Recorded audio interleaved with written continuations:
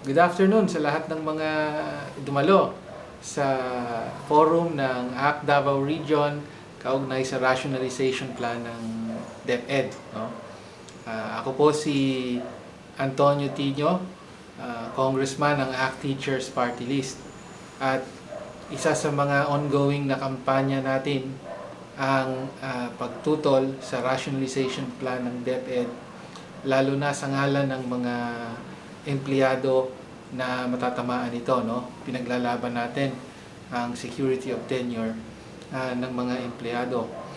Partikular sa mga health workers, no? At alam ko kayo dyan ay pawang mga doktor, dentista, nutritionist, nurse, at iba pang health worker na nagsisilbi sa mga teachers and students natin sa buong Davao Region. Palagay natin may malinaw na batayan talaga para tutulan ang plano ng DepEd na sa esensya tanggalin na ang health service sa Department of Education. Para sa atin, malinaw na bahagi ng pagbibigay ng quality education sa mga kabataan ang pagkakaroon ng sariling health service ng Department of Education. Importante na mula sa school level hanggang sa division at region ay merong dedicated personnel para pangalagaan ang kalusugan ng mga estudyante, ng mga guro at kawani ng Department of Education.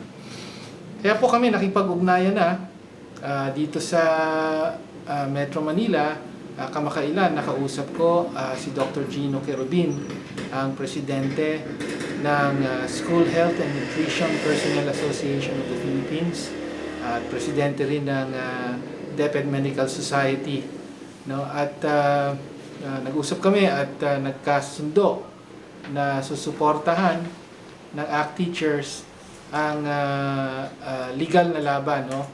Specifically yung pagkuha ng TRO, Temporary Restraining Order, sa korte para mapigilan ang implementation ng rationalization plan, particularly with respect to health workers, no? Tingin natin may sapat na legal basis para makuha natin ang TRO na ito. So magtutulungan po ang ACT Teachers at ang mga health workers ng DepEd kaugnay rito. Isa pang commitment namin ay ang pag-file ng resolution para makakuha ng investigasyon sa Kongreso kaugnay sa RAT plan ng DepEd at sa implementasyon nito. No? Mahalaga po ang ginagawa ninyong pagkilos, no? Para ipaglaban ang inyong karapatan sa trabaho at ang karapatan ng mga kabataang Pilipino sa kalusugan at edukasyon.